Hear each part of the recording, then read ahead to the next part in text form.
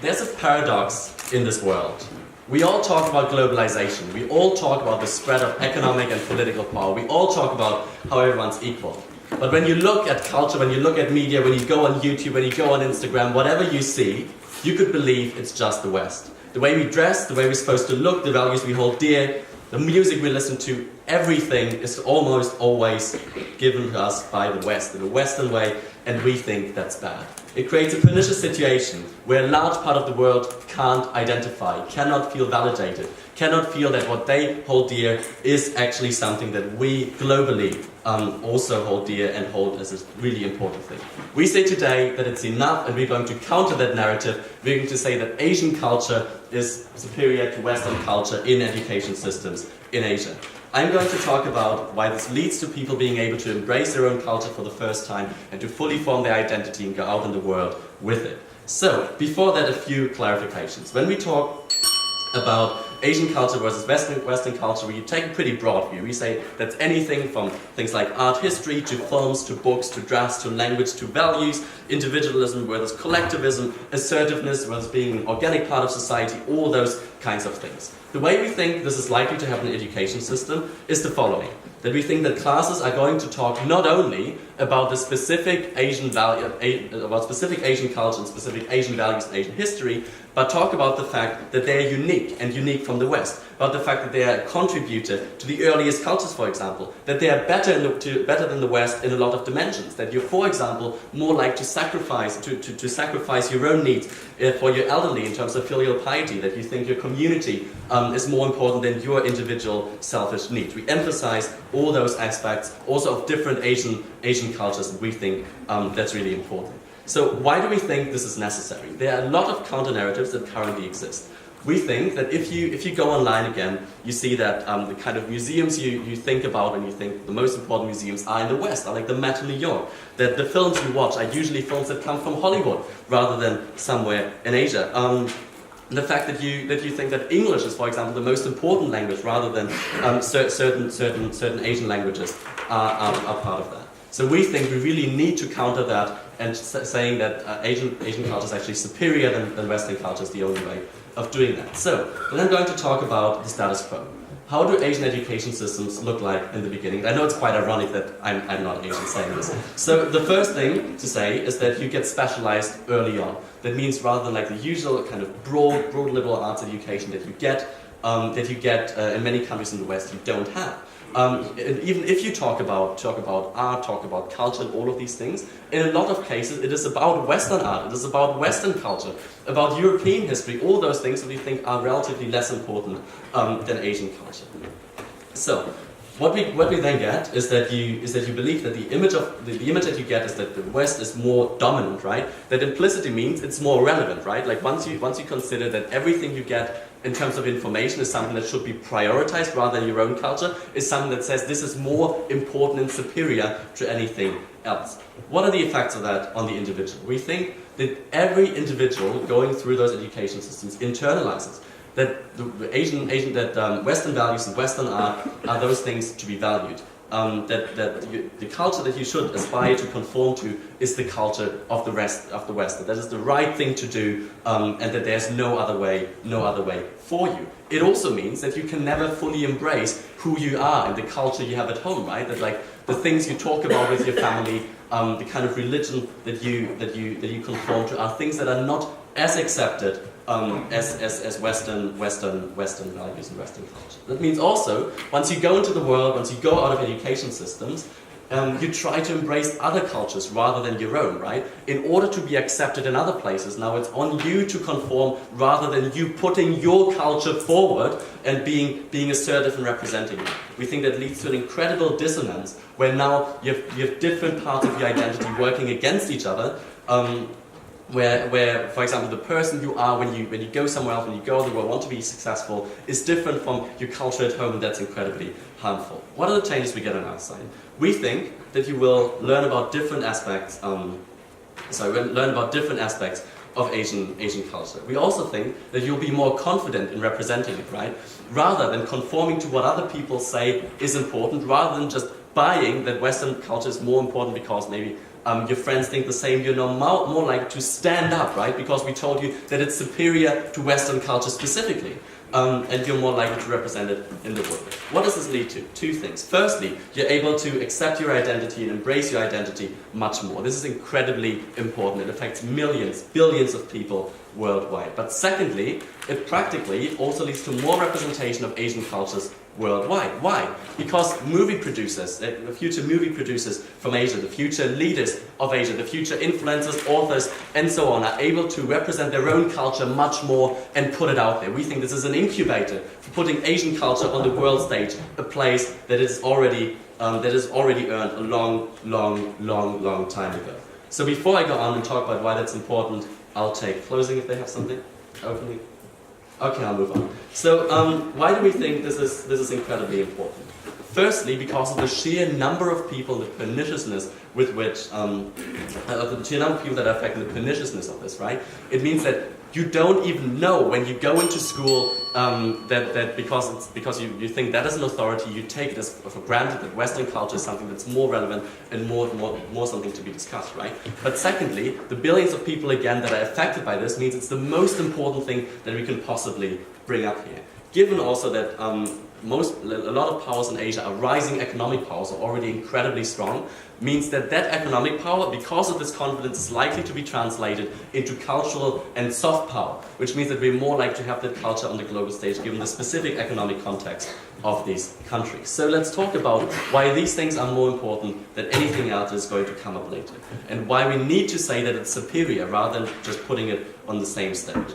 Because in the status quo, you believe that Western values are better, because you think they are more widespread, because the complete consumption of media around you is Western. That tells you implicitly it's more important. Once you go out of school, if we don't do this, you fall back into the idea that Western culture is more important because you're unable or you're not willing or not ready to represent that culture, and that's incredibly harmful. What are we're already telling you? They're existing narratives that are extremely pernicious. We need to be able to represent that culture. People need to be able to embrace their identity. That only happens with the counter narrative. We're very proud of it.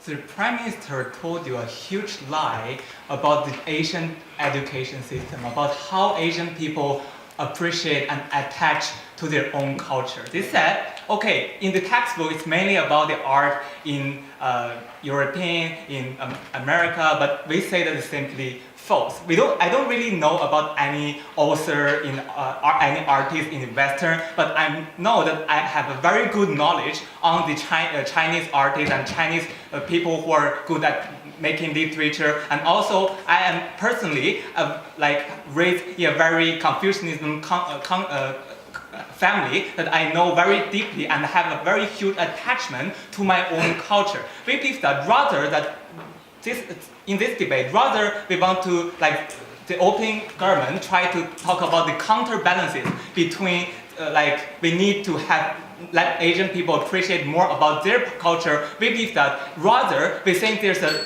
low level of appreciation into the real Western culture in the status quo, because people only focusing on studying English in the status quo without really understand deeply what is the Western culture. That's why during the preparation time, the first thing we thought about Western culture is McDonald's, is fast food. So we believe that that is the thing that we need to solve from our side, and that is beneficial, and that fits to the role of China, of the Asian education system. So before moving, first I want to set up the debate in several ways. So first, about what does it actually mean in actively promote this superiority, right? So we believe that might happen, like in the education system, may happen by this teacher telling you, okay, this is the Western culture, but it's not that important because our culture is superior to them. So that is generate a sense of satisfaction and generate a sense that we don't have the necessity to really get to know and really to appreciate those kind of stuff. So that is what we think that is the reasonable expectation about this kind of actively promote superiority, right? And what do we mean by Asian cultures? And that like may preempt some point from the whole government bench, right? So we believe that the Asian culture, especially what educated in school, is evolved all the Asian the ideology in Asia, and also something virtues in Asia, and also like for example the like the behavior and the festivals in Asia. Well, we would deny that if they want to talk about the liberal view in the West is something good, and if that is the kind of Western value, we deny that, because we also have Eastern value that embrace the liberalism, such as the Taoist school that appreciate no strong control from the government. Yes, Sally. So are you saying that, let's say, local Asian countries such as China or Japan should deprioritize their own nation's identity in the school systems? No. We are not going to deprioritize, but we will give a very clear view on what is the inside of the Western culture and what is the internal value of that, and why should Asian students also embrace this kind of value and use this kind of value in their future life. So let's take to see like what is actually happening in the education system in Asia, right?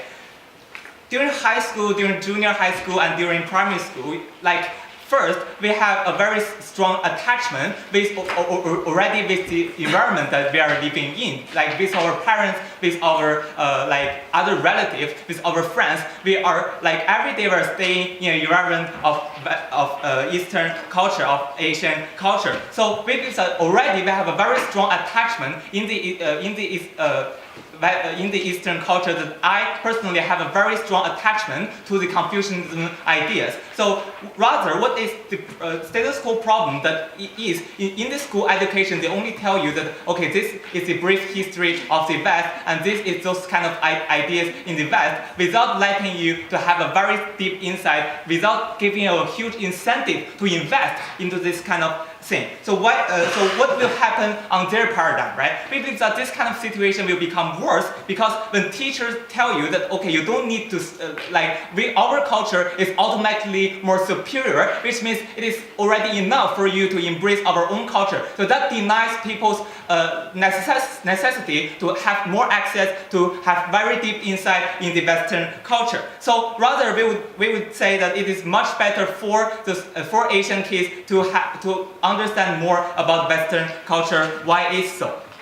Because we believe that if we really want to achieve this kind of thing about the appreciation, to gain the real respectation, we need a renaissance between the people who can understand deeply the culture of another of the West, and also so therefore they can know the very nuanced philosophy in the Western context. So then those kind of people, when they're holding their own Asian philosophy and try to communicate those, they can appreciate each other, because they can respect each other, that okay, he or she knows very much about my framework and that sort of thing. We believe that in the status quo, when Chinese students, when Korean students go to other kind of countries, they cannot really merge into the local environment, because they don't understand the local culture. So what I've done when I went to Japan, I deeply studied the culture of Japan, of the Japanese history, and even I do not have any interest in baseball. I study deeply on baseball because baseball is so popular in Japan. So that's why I gained a lot of friends in Japan, right? What do you get on the other side of the house? If people do not have deep understanding, and also when you erase the necessity, we cannot if we see the current context of Japan, when Japan is kind of satisfied with their own culture of this preciseness and those kind of things, it actually the international students go to other countries are declining year by year. So that's why we need to give those Asian kids to tell them what is the true important thing about the Western culture. And that also helps people in Asia to deeply appreciate, to get the essence of the Western world, and also extract more benefit from the existing Western culture, because to be really honest, they do have a lot of things that needed to be appreciated by us. So that's why very proud to oppose.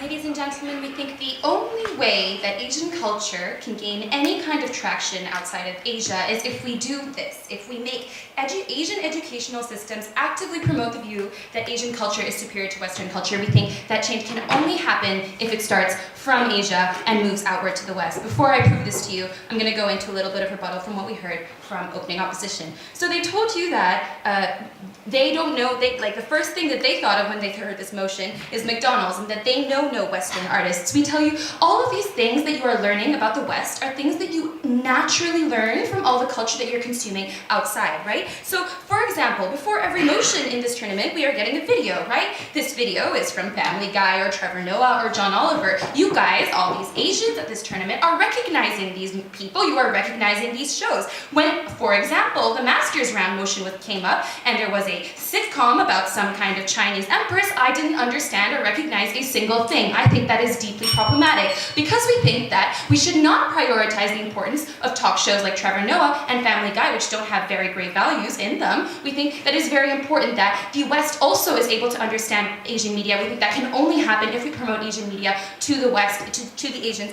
in the first place. He also brought you this idea that he needs to study about the West to understand their culture for when he goes to Western places, but he, funnily enough, brought up the example of Japan, where baseball is very popular, and so he really needed to learn about that before he went there. We tell you, baseball is, funnily enough, one of the most all-American sports I have ever heard of, right? Because baseball is one of the most important sports played in America. I don't think he needed to learn about Japanese culture to learn about baseball. He, in fact, needed to learn about Western culture, and that is something that we think, the fact that it is so prominent in Japan instead of a Japanese sport is deeply problematic, right? We think that has happened because we say that these are the most important sports that we play, basketball, baseball, etc. These are sports that originated not in the East, right?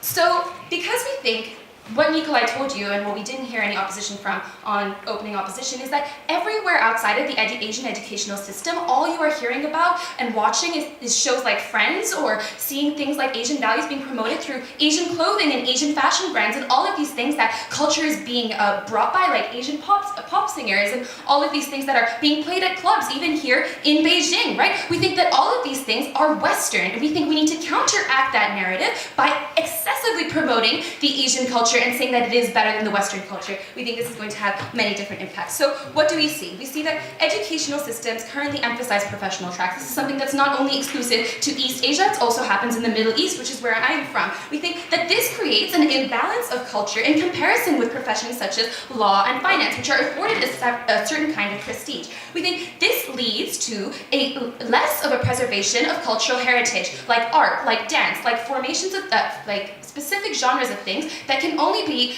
continue to exist as long as we make those fields legitimate. We think that less appreciation of these things, that one might call the softer things in life, mean that we do not value artists and we do not value entertainment. So we think people who like to pursue these things often end up going abroad, right? We see them going to, for example, art schools in Europe, or art schools in the US. They might go abroad for acting training and then end up in Hollywood. What do we think is the problem with that? We think the problem with that is Hollywood inherently has a racist bias against Asian actors. These people don't end up being able to pursue their goals because they can't pursue them within Asia, because Asia looks down on them, and in the West, they're not being able to pursue those goals because there is inherent racism. We think those people should be able to do those things here at home and be appreciated by crowds at home instead of not being able to do them altogether. So by teaching the importance of Asian media, we don't only legitimize the career, but we also encourage students to pursue these passions and tell them they're not going to be looked less on because of pursuing these things. So when we teach students to appreciate Asian culture, we also make it more likely for them to seek it out for enjoyment in their private lives. So for example, if I was at school and my teacher told me, oh, look at this great movie about this great thing that was created by an Asian director and is about an Asian topic, I'm more likely to see the pleasure and benefit in enjoying that, or might even not have known it existed if my teacher hadn't told me about it, and then go home and enjoy it, and then trickle down on and on from that, right? So we think that that is something that we can trigger Asian enjoyment of Asian media through that. When we do that, we necessarily increase the market for such media, making it a more profitable career, because we think without an audience, we can't have any funding. So if we don't have an audience, this culture tends to die. We do not think letting this culture die is in the benefit of anyone. But if we let it profit, if we let it continue, we also think that it is very important that through this, we establish that Asian media and Asian culture is something that can be appreciated within Asia, that Asia is able to resist Western culture, and that Western culture should probably pay attention to why it is being able to resist that kind of culture, whereas other regions might not be able to, like the Middle East, for example. So then we look at Asian culture and start to value it in the West, something that we think can only happen if Asians themselves believe that Asian culture is worth pursuing, that Asian culture is probably even better than Western culture. Why do we also think that Western traditions are, in comparison with Asian traditions, very shallow? We think, for example, cultural traditions from the West, like Halloween and Valentine's Day, are not rooted in any values or history, but instead rooted in this very strong sense of consumerism. We think that the draw of consumerist traditions are very, very strong, and we need to counter that pull very crucially with an emphasis on the fact that Asian culture comes from history. Anyone? Yeah, on the point of baseball, why can't Japan adopt baseball as part of its own national identity, even though it started in the US? Because we think it adopts that national identity at the expense of preserving a historical identity which is uniquely its own, right? We think that by saying baseball is a national sport of Japan, we also say that all these other sports that Japanese people weren't allowed to play, used to play, are not as important. We think that establishing leagues of those old sports that are intrinsically Japanese means that maybe eventually the West might also adopt those things, and that not only sports that the West plays are the most important sports that we should play all around the world in the World Cup, in the Olympics, etc. So because we need to finish my point off, because we think we need to resist the pull of consumerist culture, which is a lot of what Western culture tends to be, and emphasize the history and values that is behind a lot of Asian culture, because we think that if we don't teach students an appreciation of Asian culture, they're not going to seek it, they're not going to pursue it, and they're not going to enter those fields. We think that Asian culture is going to die, and if Asian culture dies in Asia, we think Asian culture is going to die all over the world, and we cannot afford that in an increasingly westernized world. I'm very, very proud to propose.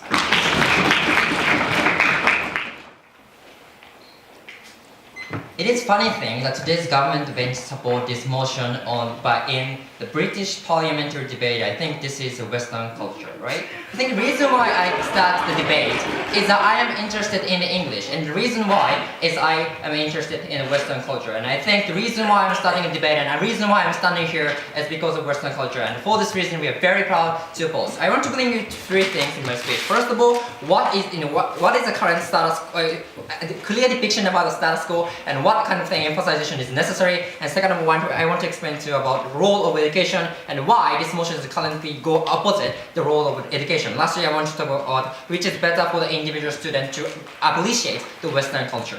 But move on to that one extraneous rebuttals, right? I think the whole of today's OG case is based on the false assumption, as my partner pointed out. But even if we take the argument at their best, still things I cannot understand why emphasize the good point of Asian culture is not enough, right? Why, as motion expressly say, show the superiority to the Western culture and emphasize that point is necessary. We couldn't have any reason why peaceful coexistence of a good Asian culture and a good Western culture is not enough. That explanation didn't come from today's opening government. That's why we think even if we take the argument at their best, they're already behind us. So move on to my first argumentation. What is the current status quo, right? As my part, today's opening government case is clearly premised upon the idea that in the Asian country, Western culture is glorified and well recognized and very, very good thing. But I think this is kind of arrogant, as my partner pointed out. Unfortunately, in the Asian culture, Asian society, what the Asian people is doing is that they love their own culture and they appreciate this kind of thing more than the Western culture. That's the exact reason why two Asian people in my team didn't strike any beautiful aspect of Western culture during the preparation time, right? We have to realize correct situation is not the Western culture is glorified Asian culture, but clearly the current status quo is opposite, right? Asian people have presumption that their culture is relatively good and relatively good thing to the Western culture, and they will likely to more exclusive towards that kind of Western culture. That's the exact reason why all the analysis from today's opening government is false, based on the false assumption. Then, what kind of things should be required in that status quo, right? We have to realize, we have to more emphasize the Western culture and the good Western culture rather than current status school, right? Because as my partner said, the current education system touched the very shallow and the superficial part of Western culture, and they didn't appreciate that kind of things. And as a result of that, of course the debaters are exception, but many of the Asian people is unlikely to go out to Western culture, and they likely to get into the Japanese culture, Chinese culture, and this kind of thing. That's a clear problematic thing, right? Considering the role of education. Because we have to realize, role of education is a broader student's choice, student's view, and these kind of things, right? We have to realize, we have to allow them to access more choices and a more broad choice in the view, and we appreciate the many benefits of that. But the current status quo is that because Asian culture is very glorified and very well appreciated compared to the Western culture, many people are unlikely to access to that kind of things. They lose the precious opportunity to access to the Western culture, or English debating and those kind of things, right? We think as a educational institution, we have to provide the more better choices for all students, even Asian society, right? We have to realize we have to emphasize more good point of Western culture, and we want to provide the more better choices and broaden their life, in those kind of things, right? We think that kind of things only can be created on the other side of the house. But what will happen on the other side of the house, right? As I already illustrated, current status quo is that Asian people have a presumption that the Asian culture is better than the Western, or more like the better Western Asian culture over the Western culture. In that context, if we add the more emphasization of the superiority of the Asian culture, more and more people lose the precious opportunity to thinking about whether Western culture is good. It didn't thinking about the Western culture at all, and more people will be less social, less likely to go out to the other country or other Western society, right? This kind of the more narrowing the children's choices and opportunity likely to happen considering the status quo. That's why this kind of educational institution should not emphasize superiority of the Asian culture compared to Western culture. Go. Okay, so assuming all of your best case scenarios in which there are active benefits, why is this exactly the necessity and the obligation of these Asian schools? Because as I said, an educational institution should try as much as possible to make their children provide the more broad choices and broaden their choices, view and this kind of things. And we think Western culture is also have a good point, and we think that providing this part and open their world is very important things as an institution, educational institution. That's the exact reason why we think coexistence of the Western culture and Asian culture is extremely important thing even for the Asian culture, and that kind of things only can be achieved only outside of the house given the current status quo. So lastly, I want to explain to you about which side can appreciate the more Western culture, right? We have to realize what will happen after taking under their side of the house is the more Asian culture thing, their culture is best and better than the Western clearly, right? Because as I said, they already have a presumption of that, and in addition to that, in the educational curriculum, all of the people in their generations think their Asian culture is superior to the Western.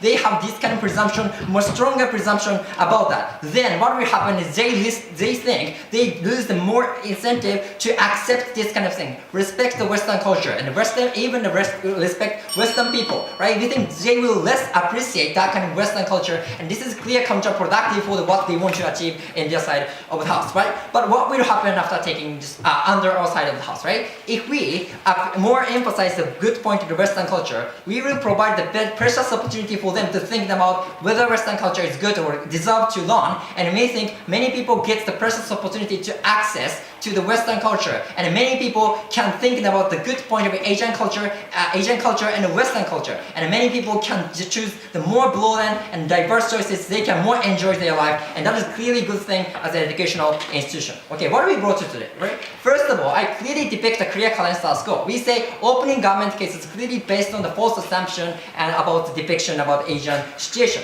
And given that, what we have to do is not to emphasize the superiority of the Asian culture, and we think what we have to do is opposite. We have to emphasize the why Western culture is still deserves to learning even for the Asian culture. And second of all, I will explain to you, by doing this, we can provide the more better choices for Asian students to access to the very good Western culture, and that's the exact reason why we are very proud to oppose.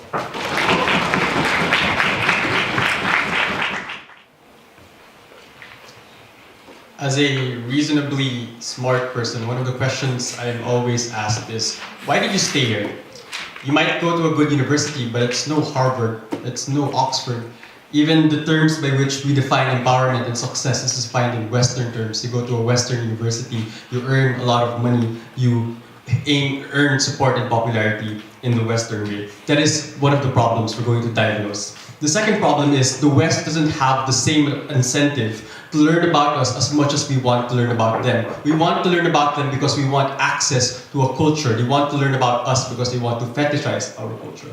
Thirdly, the West has robbed us of terms to understand our own history and our own people. We see our own culture as outsiders. We see our own culture from the perspective of the West. And lastly, we don't have a substantial conception of a unified Asian values. We see the West as a canonical West. We see the Asian as a disparate set of multiple Asian nations. That's the extension. Most of the rebuttals will be integrated. But what I would say as an observation to opening opposition is that their utopic vision of cooperation might sound great, but ultimately they have to face a trade-off. The trade-off is the more that you learn about Western institutions, the less that you learn about Asian ones. So although the ideal world might be one in which every single student gets to learn about every single culture all around the world, the fact remains that the more that you teach about Western culture, then the less you learn about Asian culture, and we'll engage why that trade-off is ultimately important. But the other thing about that trade-off is, we would say that under their side, if you teach both cultures and if you teach them in isolation, or if you don't teach that one is superior to the other, then the conclusion that people are likely to take when they go to the outside world and see a very Western world is that still, even if they are both taught that Western culture is still ultimately superior one. And of course, the notion about the West not having the same incentive to cooperate, which I'll be discussing later on. Number one, empowerment is defined in Western terms. QS University rankings. Going to Cambridge, going to Oxford, which as this delightful panel might agree, is a great thing for you to be able to accomplish, right? And that might be well and good. You might produce a lot of research papers. But did you know that in my university, when the dictator took over our country, we declared independence from our country and fought militant in the streets. We don't fought militantly in the streets. That's not the sort of thing you hear, because the conceptions of success that we hear are just you going to Cambridge or you going to Oxford. The West has taken control of success and empowerment due to historical accidents. Their ability to be able to first invent things like the printing press, the internet, and having the first mover advantage in all of those things. And oftentimes these historical accidents are also a result of imperialism, which is directly stealing opportunities and resources from the Oriental East. In order to thrive, therefore, in this modern world, one must go to the West and profit from them. You are a Singaporean, brilliant debater, but you go to a Western institution in order to become a better debater, in order to make more money. The temptation is that these brilliant kids that ought to represent Asia's future are lured away, and they start learning of their own culture in a very bad sense. They start learning that the Philippines is a dirty place, and that the United Kingdom is just such a tempting place to stay in because it's so damn clean, because everything is so damn efficient. We think in principle and in practice, the problem with this is the West's benefit. The logic of this argument is it's a very cyclical problem and a self-fulfilling prophecy. So long as the West keeps stealing Asia's kids, then it would automatically be true that the West is a more favorable place to stay in. It is automatically true that Western institutions would be better places to study, and it would be automatically true that Western universities would be quote-unquote superior to us, right? That's the first problem. It's a cyclical problem. The solution to that cyclical problem is one, obviously, in which we provide a path for Western institutions to chart independence. Secondly, we think lower of our own people. We think that since we're already in Oxford, we're already in Harvard, we think less of the people who can't speak English, and we think of the conception in Western terms. We think this is principally bad even for the most vulnerable people back at home. What is the solution? The solution for us is to emasculate Western culture, to say, fuck Plato. We want to learn that Confucianism is a more important thing. We want to learn that the way that the West teaches us to live life isn't necessarily a good thing, isn't necessarily an important thing. We think the strength of these Asian education systems is more likely to redefine meaning and a strong pull to stay for a large number of these individuals. I'll take a point from closing. Or opening, fine. So the reason why Asian parents send their children to Oxford or Cambridge is not because of appreciation of Western culture, but in the Asian framework, that going to a good university is a good thing.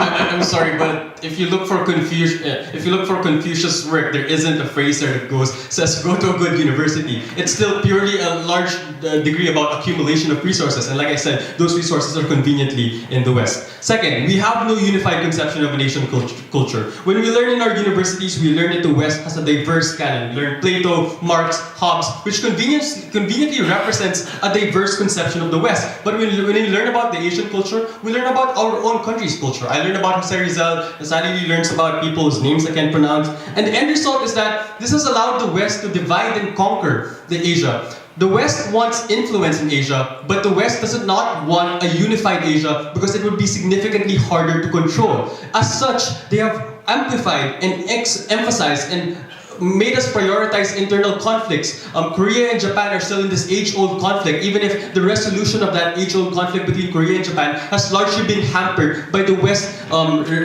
refusing to allow these nations to reconcile because they pose a threat to the West at the end of the day. What we would say is that to match the Western canon, what we are going to do under government bench is we're going to create an Asian canon. To teach that Asian values are superior to Western values, then you ought to create a pantheon of Asian values. You ought to create a pantheon of Asian thinkers. You ought to think of the ways in which Asian values are similar. You ought to think of the way that these Asian thinkers think in much the same way. So the problem is in status quo, our conception of Asian values literally comes from a white person who went to China and said, oh, these are my observations of the differences between China and Germany. Not a homebrew attempt for us to be able to understand our commonalities as a region and to be able to capitalize on those commonalities. Lastly, we think what this policy would do is make us excavate the best parts of Asian culture that have largely been hidden because of the Western gaze. What do you think when you think of the Philippines? You think, oh, they don't want any gay marriage, we're so conservative, the Catholics have taken over. Conveniently, the Catholic is a Western institution. The Catholic Church is a Western institution. You don't ever hear of the Babaylan. The Babaylan is a religious leader who is thought to be genderless. We think when we have to think of new ways to understand Asian culture, we're going to look back far into the past where the West wasn't really part of the history and look for the best parts of our culture and find those excellent ways of redefining ourselves. I've never been prouder to deliver a grand final speech. So far, this debate has been extremely fluffy and extremely hyperbolic. What we're going to do in closing opposition is focus on the real-world implications of this policy. What's going to be best for Asians, not only Asian students, but Asian countries, and also what's best for the world because of the collective benefits of cooperation and tolerance and the costs of any sort of perceived superiority anywhere in the world. Now, first of all, three main arguments here. Number one, the options for Asian students and the Asian group image collectively. Number two, the generational implications when these people, these children who grow up under this model become leaders. And number three, the potential for an increasingly severe model of backsliding in this world. And then I'll finish with some rebuttal. So, number one, the ability of Asian students to exercise their full flexibility in education. This motion is about education. We believe in opposition that Asian students should have every option available to them that they would like. And we would say that we are living in an increasingly interconnected world. The world is no longer monocultural. We are moving towards a world where more cultures accept one another and more cultures are able to reap the benefits of this kind of cooperation. And we can see that those who oppose this, who advocate for kind of exclusionary and superior views are reprimanded by the international community. If we look at something like politics, in Hungary, a country that is receiving or was potentially going to receive a large number of Middle Eastern migrants, the leader there said, no, we don't want them because we're a European state. What does this mean? This is implying the superiority of this kind of European state, and everyone sees this and everyone thinks this is wrong, especially the people who are suffering, who are the victims of this rhetoric. So, what happens, for example, if an Asian student wants under his or her personal liberty to go to study abroad at one of these institutions? First of all, we would say in today's world it's an increasingly valuable asset to go abroad because of how connected the world is. But when under this kind of model, when a feeling of superiority is implied, I'll take you later, is implied, it makes it less likely that these students will be able to successfully integrate in these places. So, if we already look at the status quo, in the US, many colleges that Chinese students go to, there was a very low level of integration compared to other places. So, what does this do? First of all, there's a pragmatic challenge oftentimes. The language barrier is extremely difficult. Now, under this model, where Asian culture is perceived extremely superior to Western culture, these kind of challenges are going to become even more problematic. What's this going to do? It's going to decrease the ability of these students to integrate. integrate, and it's gonna put a kind of unfair group identity on the group of Asians that are there as a whole. And this is gonna increase things like stereotypes, and this harms Asians all across the world. And it harms the tolerance that the rest of the world is able to hold for Asians. And so this, we can see how this also is very clear in other sorts of topics as well. And this also means that if it's less beneficial for Asian students to go to other types of these colleges, if it's less beneficial, they're going to be less able to function in an increasingly connected society, and this is going to be problematic not only for their students but for Asia in general. I'll take you guys later. Now, second of all, on the generational implications. At some point, the children raised under this model will become the leaders of Asian countries. But as the government has conceded, the educational system is an implied authority. These are the most important years of the children's lives. So they're going to become leaders with this kind of feelings of superiority, with these entrenched feelings of superiority. What's going to happen then? They're going to be less likely to cooperate with these kind of inferior non-Asian entities. So this is going to be reflected both in policy and in all sorts of other arenas where we're going to see increased aggression. Let's look at one of the countries where there's a kind of personal level, where there's a national level of feeling of superiority that directly causes that aggression. If we look at Russia feels that its national image, its national group identity should be superior. What do we see in the Russian state? We see this reflected by increasing amounts of international inflection points. And what do these inflection points do in countries where Russia wants to exert its influence, like Latvia, like Ukraine, like Georgia? We see this brings the whole world closer to a really dangerous event. All tracing back to the very fact that the feeling of superiority gives increased license and increased aggression. So, if we also look at the issue of trade, okay, trade is essential for Asia as it is for the entire world. In the US right now, we're seeing how these norms are, how these kind of feelings are harming the ability to trade. Because if we look at the trade war that's happening right now, and you ask someone who supports that trade war why we should be doing this, what are they going to say? They're going to say it's because the Chinese are cheating. And they don't understand the mechanism, but because of the kind of implied superiority they don't feel the need for the policy to be justified. This harms the West, and this harms the East. So we can see the salience of these narratives and the potential implications for these to spread to all sorts of other policies. Before I move on to my final substantive, I'll take one point. I'll take over. Okay, so what is the better solution for an individual wanting to join a new community? Is it A, needing to conform to another culture in order to integrate, or B, being assertive and confident for the first time representing so I'm going to kind of get into this later in my rebuttal of closing government. But there are certain things in the world where, first of all, when you go to another culture, you're perceived to at least make an effort to integrate. If I was to study in China if I was to go to do college in China, I would make an active effort to integrate to society. But second of all, there's kind of a fait accompli of how the world works today. Okay, and I'm going to get into that in my rebuttal of closing government. Moving on to some rebuttal before I finish. Closing government basically says they want the West, because the West doesn't understand the East. No, I won't take another one. That the East should understand, that the West should understand the East. We think that some things are a certain fait accompli. You know, English is the language of the world as it is right now. We think it's pretty unrealistic if the government's going to come and offer some other policy to be the language of the world, because that's just how the world is. It's unrealistic to expect us to all change this decision that's already happened. And if opportunity and success is the goal, cooperation, we would posit, is the ultimate key for this. And when we create this kind of animosity, it makes it less likely that we're going to have any sort of fruitful cooperation between East and West. And this is harmful to the group. And we shouldn't be focusing on these increasingly tribal aspects of the world, because what's more important is our ability to function as a group. So, what have I brought you today? I've moved beyond this kind of fluffy debate about which culture is better. We think both cultures are valuable. We don't think we should be ascribing superiority to one because of the real world implications that this can have. This is going to harm the ability of Asian students to exercise their full liberty in gaining their full education and advancing their full career goals. This is going to have generational implications on geopolitics and how the world works, and this is going to reduce the ability of the world to cooperate and be tolerant in general. And this is going to be extremely detrimental for our ability to progress as a humankind. Thank you very much.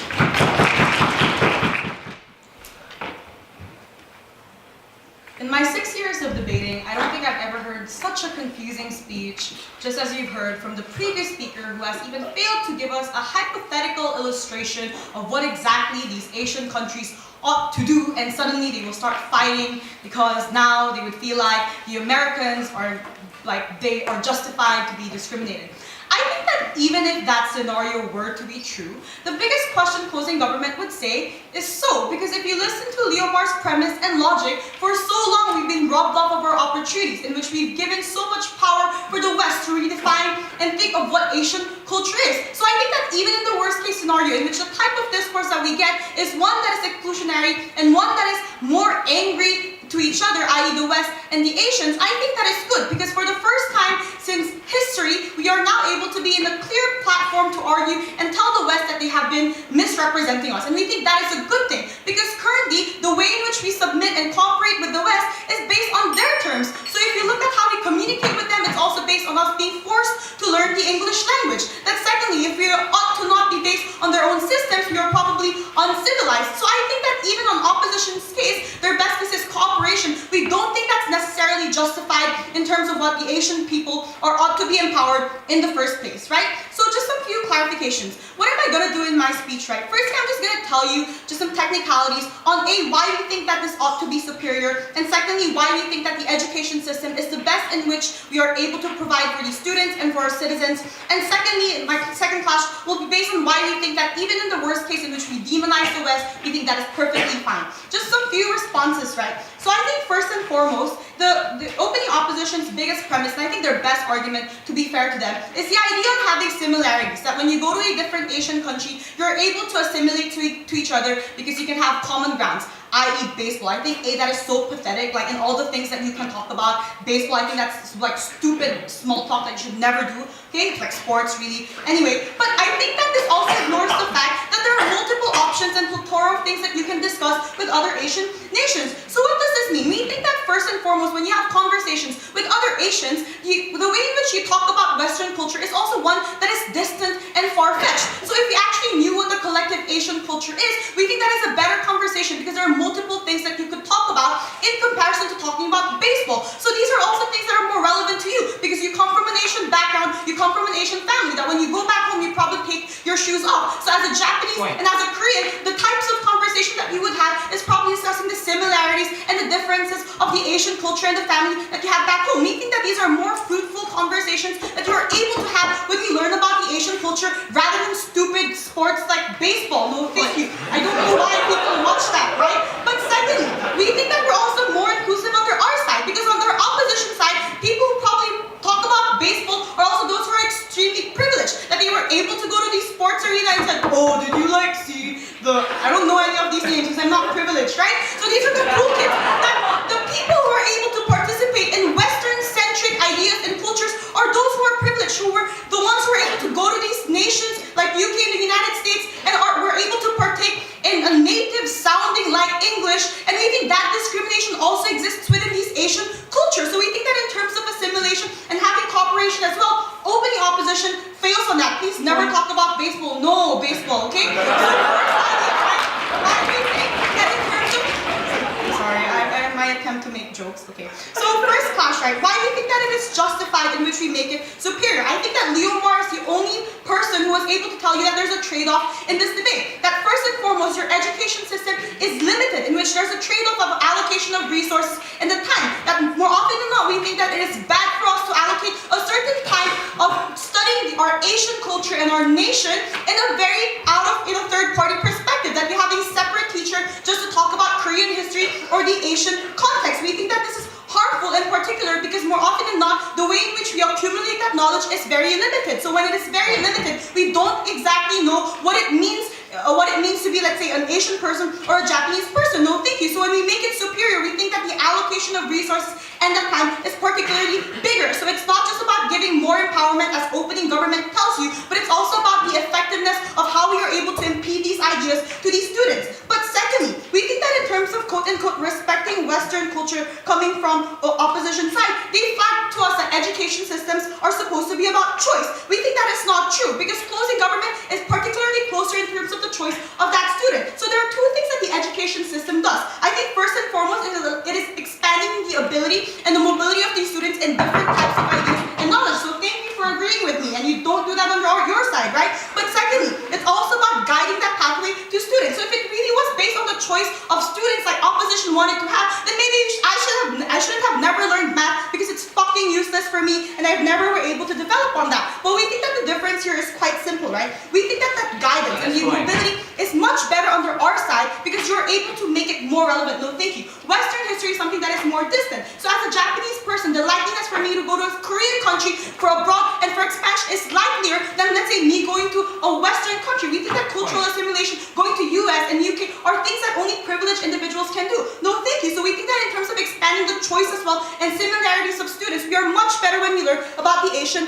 culture. But secondly, in terms of why we think that even in the worst case in which we demonize the West, it is good. Leomar tells you that you are robbed off of your opportunity even before. No, thank you. The biggest problem of that we allow these Western people to define what our nation and what our culture should be. So right now there are two things in which we define Asian culture, right? First is stupid K-pop. Second is Confucius theory and how it's so bad for women. We think these are two very limited things in which we're able to appreciate Asian culture. If you notice, the Babaylan community that Leomar told you are the ones who are actually progressive in terms of women's rights. That we always granted credit to the West when they had successes because the brightest Asian students went there. But also the fact that the colonialism and neo-colonialism of the West had progressive rights and ideas. We think that was not true because had we had more time appreciating Asian culture, we would have noticed that India also was able to appreciate the gay community, and it was Christianity from the West that actually harmed us in terms of having progressive values. We think that we must be able to expand and say that us as a nation and the ability for us to shape and be proud of our identity is not just based on these limited sects that the West appreciates and would like to demonize, but the ability for us to have better conversations of what it is to be an Asian community. That only happens through a proper education system. I've never been prouder to be a Korean who studies in Korea. Thank you.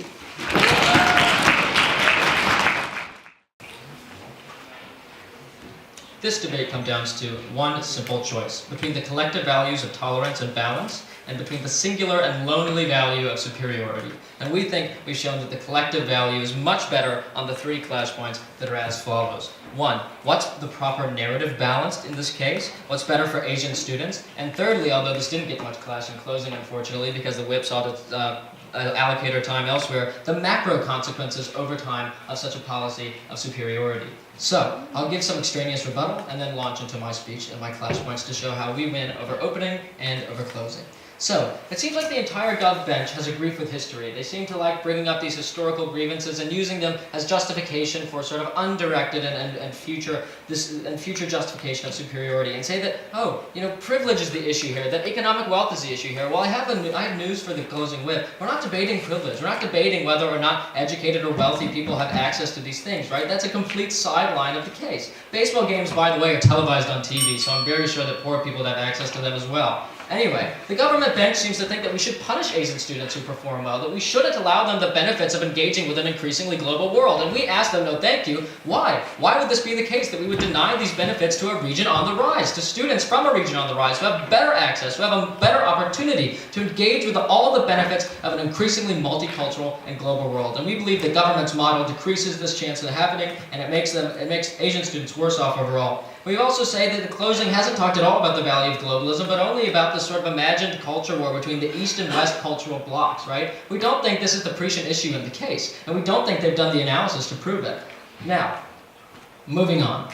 What's the proper narrative balance? I've touched on this a bit. In the upper half, we saw some surface level analysis on the importance of cultural appreciation. But we're left wondering, what does that actually mean? How does that translate into the real world, and what are the impacts of that? In closing opposition, we gave you the impacts, and we show you that cultural appreciation comes from a multicultural perspective, comes from understanding people different from yourself and valuing their cultures on a similarly equal level. And we say that this allows Asian students to go to Western universities, to pursue things, and then to learn and gain these benefits and bring them back to Asia, and bring them back and do good things for Asia. I don't think it's the dream of every single Asian student in the world to go to Cambridge and stay there until they're 80 and die, right? That seems a bit hyperbolic. So, we're weighing the abstract and minimal value of cultural appreciation versus CG's concrete impacts for students, and the later concrete impacts I'll get into regarding macro consequences. Before I go on, yes, I'll take opening. Okay, so the reason some Western universities are excellent is because they attract so much of talent from Asia.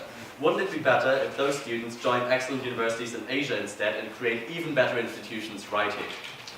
We think that's also accomplished from Asian students going to these wonderful universities and taking the resources they gain here and bringing them back to Asia. So Asian students can better utilize this knowledge in an increasingly multicultural and globally connected world. Unfortunately, insularity, jingoist, supremacy is not simply an option anymore, although it seems like the closing government would certainly like it to be. So, moving on. We'd also say that Asian culture isn't dying, the world is simply just becoming more multicultural, and adaptation and education is a necessary reflection of that fact. Let's look at the students more. Asian students need educational flexibility to be able to fully engage with, fully interact with, and fully reap the benefits of a globally connected world. We'd say that it isn't different cultural blocks warring each other. Rather, the international consensus and the direction things are moving in terms of positivity, no thank you, is a cooperative and multicultural tolerance, right? And so if we teach Asian students for the entirety of their lives that they're superior, that their culture is superior to Western culture and by proxy other cultures, that they're not going to be able to access or fully engage with the current international world order. Now, how is it beneficial for a region on the rise to isolate itself from the collective values that we've ensconced that benefit all cultures, including Asian culture? We would say it's not. Asia does not get the leaders or the benefits or the students needed to engage in this world. And we say that being unable to integrate in these Western universities, as my partner has said, affects Asian students practically while they're there, right? It makes it harder to understand, no thank you, understand other cultures in general. It makes it more lonely experience for these people. It makes them less likely to engage with the full expanse of benefits available to them at these universities. And so we say that this is a negative for Asian students. We've done the analysis to prove it. We've shown you the concrete impacts, and we've also shown you why a proper narrative balance is the only way to access these benefits, both for students and for the region of Asia as a whole. Now, moving into macro consequences. We'd say that superiority complexes on a national or cultural level have had a very, very, very sordid sort of history over time, right? We haven't seen very many good things come from superiority complexes. We can look back to the age of racism and nationalism in the 20th century, or to the current world of sort of populism and neo-nationalism, right? What's happening to these populist and neo-nationalist leaders who are defining themselves based on racial and cultural identity? We're seeing that they're comprehensively excluded from the international community. Vladimir Putin has been thoroughly denounced. Trump has been thoroughly denounced. We're not exactly seeing a lot of crowning achievements coming for international leaders who say, my country's the best, then take it. Like, that's not happening, right? So what are the macro consequences of the superiority complexes being taught to Asian students over time who are already less likely or able to engage with an increasingly globalized world, and a world where multicultural tolerance is essentially essential for success in an academic environment and a corporate environment, and being able to transfer your location to many countries, to work in multiple locations, gives you the most access to the most success. We'd say that hostile relations originate from superiority complexes, and Government Whip apparently saw fit to not touch on this at all, and we didn't actually see any analysis, and if you look back at your notes, I'll assure you there was none. And so we say that, no thank you, we say that this extends to trade relations as well, because X-phobia, whatever Western phobia, multicultural global phobia, prejudices justify almost any damage that any country can bring, right? And so we think that Asian leaders in the future are going to be more likely to justify hostile relations and insular, sort of Asian-centric, Asian-only outlooks and foreign policy outlooks as we move forward. And we think that this is a problem for Asia, given the increasingly connected nature of global markets and of global political organizations. And if Asia wants to be as influential as possible and have the most influential people it can, it needs to engage with this system rather than shrink from it and tell itself stories about its own superiority. And we think that isolationism will lead to a decline in a region that is certainly on the rise, and we think this is a problem for a number of reasons. Now, in closing, what have I told you? I've told you that the proper narrative balance that we presented on government, but fleshed out in closing government, is proper for Asian students, is better for Asia as a region moving forward, and is better allows Asian students to access these benefits by them individually and on a sort of collective level moving forward. I've shown you that Asian students benefit from having a well-balanced and more modern and global sort of conceptualization of the world for a number of reasons. And I've also shown you that there will be a number of macro consequences that will definitively harm a region that should otherwise be on the rise. Thank you very much.